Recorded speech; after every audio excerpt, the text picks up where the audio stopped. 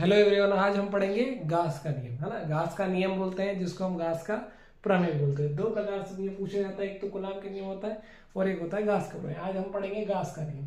तो गास का नियम के लिए हमें थोड़ा एक चीजें समझना है कि इस समय क्या है क्या नहीं है। परिभाषा परिभाषा के ऊपर डिपेंड करता है कि क्या है क्या नहीं है। तो हमें क्या है, देखो, किसी बंद पृष्ठ से गुजरने वाला, किसी बंद पृष्ठ से गुजरने वाला क्या है, एक बंद पृष्ठ है, इससे गुजर रहा है। क्या गुजर रहा है? संपूर्ण विद्युत फ्लक्स। ये क्या है? संपूर्ण विद्युत फ्लक्स इस पृष्ठ में उपस्थित इस पृष्ठ के अंदर है। तो क्या रहेगा? उपस्थित कुल आवेश का कितना होगा? 1/0 गुना होता है। ये क्या हो जाएगा? गास का नियम।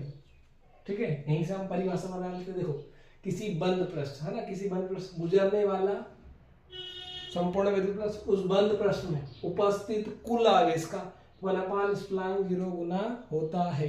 यही किसका हो जाएगा? गाउस का नियम हो जाएगा हमारा। यहीं से एक बार और ट्राई कर लेते हैं। किसी बंद पृष्ठ से गुजरने वाला, ये क्या है? संपूर्ण विद्युत प्लस उस बंद पृष्ठ में उपस्थित क्या रहेगा? कुल आवेश का कितना रहेगा? 1/0 गुना होता है। इसी को हम बोलेंगे गाउस का नियम। अब हमें पता है कि गाउस का नियम, है ना, कि यदि फ्लक्स का आपका क्या हो, यदि फ्लक्स डी फाई ई हो, तो अब हमें पता है कि फ्लक्स का होता है तो डी फाई होगा। तो डी फाई ई लगाते हैं और हम ई डी एस लगाते हैं और दोनों के ऊपर क्या लगाते हैं? सदिश लगाते हैं। देखो, सदिश ई है और डी एस पर क्या है? सदिश है। तो ये होगा विद्युत फ्लक्स से गुजर तो ये रहा ना, डी एस ई और डी एस। ई क्या है? तीव्रता है, डी एस क्या है? सूक्ष्म। अब हमें पता है कि हम जब भी सदिश हटाएंगे, जब तीव्रता के ऊपर से हटाएंगे तो हमें क्या लगेगा? कोस थीटा लगेगा। क्या लगेगा? Cos theta. और ये हमारी समीकरण नंबर क्या हो जाएगी? 1 हो जाएगी। ये हमारी समीकरण नंबर क्या हो जाएगी? 1 हो जाएगी। अब हमें पता है कि हमें तीव्रता का मान निकालना है, तो तीव्रता का हमें सूत्र पता है। तो हम लिख देंगे, यदि, यहां से देखो, यदि परिणामी तीव्रता ई हो तो, अब परिणामी तीव्रता तो ई बराबर में तीव्रता का फॉर्मूला क्या? 1/4 पाई स्प्लांग 0 क्या हो जाएगा? आवेश बटे दूरी। ये फॉर्मूला होता है हमारा तीव्रता का, आवेश बटे दूरी का वर्ग। ठीक है।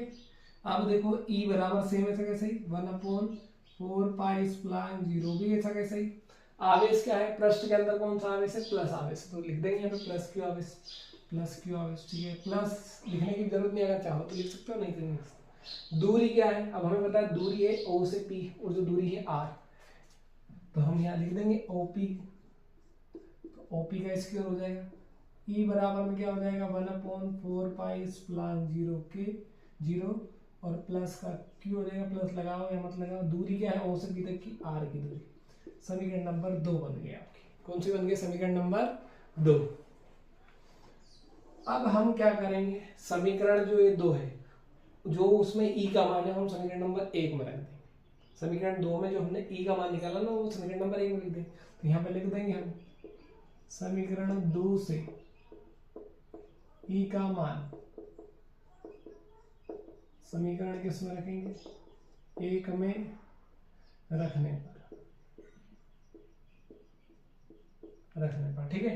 तो समीकरण नंबर 1 लिख लेंगे हम। हमारे समीकरण नंबर 1 है डी फाई ई बराबर E D S cos theta, E D S. अब हमें पता है कि ई की जगह हम रख सकते हैं 1/4 पाई स्प्लांग 0 और क्यू अपन के आर का स्क्वायर। तो ये तो ऐसे कैसे लिख रहा हूँ? डी फाई ई की जगह लिख दूंगा मैं, मान रख दूंगा ई का मान 1/4 पाई स्प्लांग 0 और क्या हो जाएगा? क्यू और बटे में हो जाएगा आर का स्क्वायर।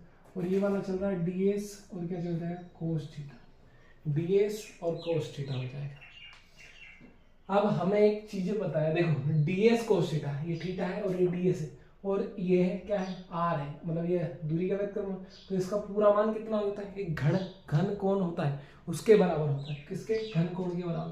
तो हम डी फाई ई बराबर 1/4 पाई स्प्लांग नॉट और क्यू अपन के आर का क्यू ऐसे कैसे लिख देंगे?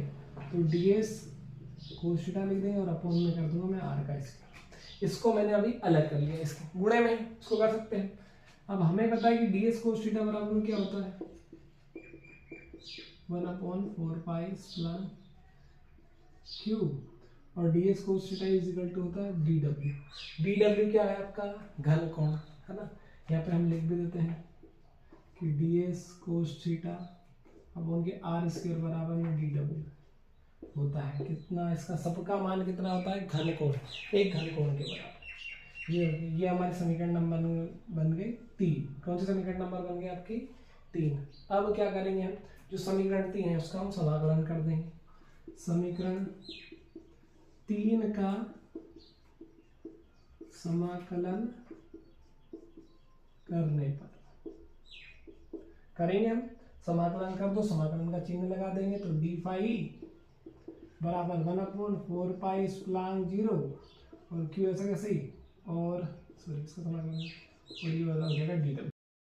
अब हम समीकरण जो 3 है उसका समाकलन कर देंगे। समाकलन अब हमें पता है कि जब डी फाई का करेंगे तो क्या हो जाएगा, ओनली फाई बचेगा हमारा, क्या बचेगा फाई बराबर 1/4 पाई, ये अचर पद है इसको हम बाहर निकाल लेंगे और क्यू भी, और हम समाकलन कर देंगे डी डब्ल्यू का। अब हमें पता है कि डी डब्ल्यू का जो मान होता है जो समाकलन करते हैं तो उसका मान होता है हमारा 4 पाई, ठीक है फाई। तो फाई बराबर में 1/4 पाई स्प्लांग नॉट और क्यू चल रहा है, और डी डब्ल्यू का वो क्या हो जाता है 4 पाई, ठीक है। 4 पाई से हमने क्या कर दिया, 4 पाई कट हो गया और क्यू ई बराबर 1/4 स्प्लांग 0 इंटू क्यू, मतलब यहाँ से सिद्ध हो रहा था, हमें यही सिद्ध करना था, है ना। तो वही है हमारा सिद्ध, वही यही आपका गाउस का नियम हो जाएगा, ठीक है।